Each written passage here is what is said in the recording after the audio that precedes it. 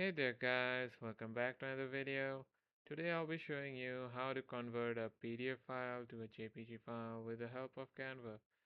So the first thing you need to do is upload your PDF file that you want to change. So let it upload up on Canva. Wait for a bit. Let it load up. So after it loads up, just open it.